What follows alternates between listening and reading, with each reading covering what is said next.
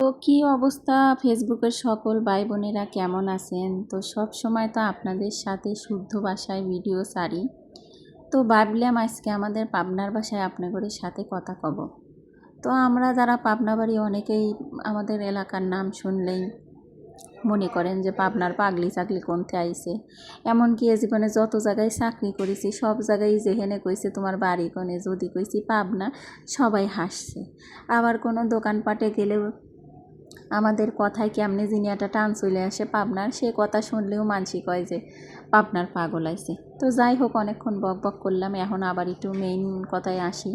তো সবসময় তো আপনাদের সাথে সবসময় আপনাদের সাথে তো ছোটো ছোটো ব্লগ শেয়ার করি। তো ভাবলাম আজকে একটা লং ভিডিও দেই, মানসিকটা দেখে দেখে আমিও একটু শিখতেছি। তো আমার ব্লগগুলো কেমন হয় একটু কমেন্ট করে জানাইবেন। নতুন নতুন তো একটু ভুল ভ্রান্তি হলেই ক্ষমার দৃষ্টিতে দেখেন।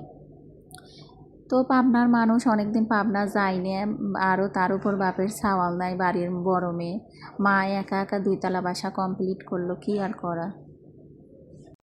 তার উপর করি ঢাকা শহরে চাকরি, মা কলিও বা ঠিক মতো বাড়ি যাবের পারি না। এখন কি আর করা, বাড়ি যেহেতু কমপ্লিট হয়েছে, তো বাসায় উঠার আগে ভাবলাম একটু কিছু লোকজন ডাইহে দোয়া দরুদ পড়াবো। তো সেই জন্যে মা আয়োজন করছিল, পরে যেহেতু বাপের ছাওয়াল নাই তাই বাড়ি গেছিলাম আর কি। তো যাওয়ার পথে ভাবলাম যে যাওয়ার পথে কি করছে আপনাদের সাথে শেয়ার করব। তো সকালবেলায় অফিস থেকে তার আগের দিন 2 দিন ছুটি নিয়েছিলাম। তো ছুটি নিয়ে জামাইরেও সাথে নিতে চাইলাম, পরে জামাইয়ের অফিস থেকে 2 দিনের ছুটি নিয়েছিল। পরে ছুটি নেওয়ার পরে দুইজন খাওয়া দাওয়া, দুইজন না খাইয়াই অফিস বাসার থেকে বাইরে হয়ে গেলাম। বাসার থেকে বাইরে যাওয়ার পথে তো দেখলেনি সিএনজিতে দুইজন একটু সাইজ সুইচ করে ভিডিওর ক্লিপ নিলাম। তারপরে আইসা আমাদের বাসার থেকে যেখান থেকে বাসে উঠবো, বাসের থেকে মিনিমাম কয় মিনিট দূরে, মিনিমাম আধা ঘন্টা 20 মিনিট দূরে, সরি, বয়স দিতে গিয়ে হঠাৎ করে কাশি আসার কারণে কাশি ফেলাইছি, কিছু মনে করবেন না। তো যাই হোক, পরে দুইজনের লাগলো খিদে, পরে দুইজন হোটেলে যায় না সবজি খাইলাম। তো খাওয়ার পথে একটু নিজেকে দেখাইনি লেগে সাইজ করে একটু ভিডিও ছাড়লাম। তো পরে বাসে উঠলাম, বাসে ওঠার পরে আবার খিদে লাগলো, পরে এরকম জলপাই আর শশা খাইলাম। আমার তো কিছুক্ষণ পরপরই বাসে টাসে গেলে খিদে লাগে। পরে যাওয়ার পথে এই যে সাভার সেনা কমপ্লেক্সের সামনে একটু ভিডিও ক্লিপ নিলাম।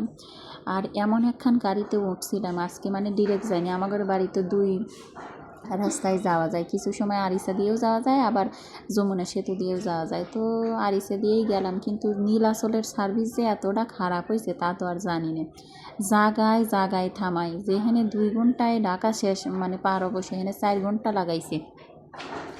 পরে এই যে আরিসা ঘাটের সামনে নামায় দিল। আরিসা ঘাট সবাই চিনবেন না, যারা উত্তরবঙ্গের মানুষ তারা চিনবেন। যাই হোক, পরে আরিসা ঘাটের সামনে নামায় দেওয়ার পরে আমার জামাই গাড়ি ভাড়া দিতেছিল, দিয়ে তারপরে চলে যাচ্ছিলাম লঞ্চ ঘাটের টিকিট কেনার জন্য। তো যেহেতু স্পিড বোটে আমার ভয় লাগে, পরে আমার জামাই তো আবার স্পিড বোট ছাড়া যাইতে চায় না, কিন্তু আমার তো লাগে ভয়।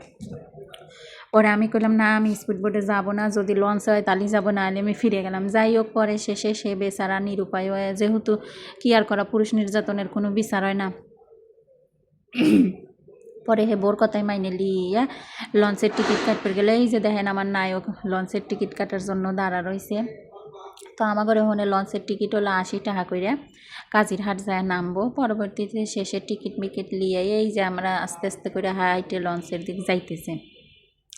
আমার এই যে মানুষটারে দেখতেছেন, হে কোনোদিনও হে মনে হয় বউ আড়া গেলে বাইসে যায়, কোনোদিনও যদি সামনে সামনে আটে, কোনোদিনও দেখে না যে বউটা পিছে আছে না গেছে। যাই হোক, অনেক কথাই কইলাম, হে তার মতো সাইজ সুইচ করে সিঙ্গেল হইয়া হাইটে চলে যাইতেছে, যদি কোনো মানুষ তারে পছন্দ করে। যাই হোক, মজা করলাম, সে আমারে অনেক ভালোবাসে। যাই হোক, তো এই যে লঞ্চের দিকে আমরা যাইতেই আছি। তো আমার কিছু সময় পাবনার ভাষা শুনতেছেন, কিছু সময় বরিশালে, কিছু সময় ঢাকা। যেহেতু ঢাকা শহরে চাকরি করি, সারা দেশের মানুষ আমাদের অফিসে চাকরি করে, এই জন্য আমার ভাষাগুলো কেমন যেন 5 মিশালি হয়ে গেছে।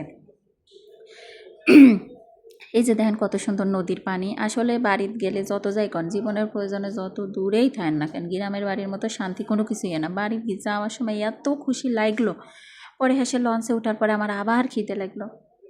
খিদে লাগার পরে দেখলাম এই চাচা ছোলা বেচতেছে। হাই রে স্বাদ! এই লঞ্চের কাঠের ছোলা, লঞ্চের ভিতরে এক ধরনের ঝালমুড়ি বেচে, হেই স্বাদ লাগে। 20টার কয়টা ছোলা দিল, খায় আমার কিচ্ছুই হলো না। তারপরেও জামাইরে কইলাম কিনে লিয়ে আইসো, পরে কিনে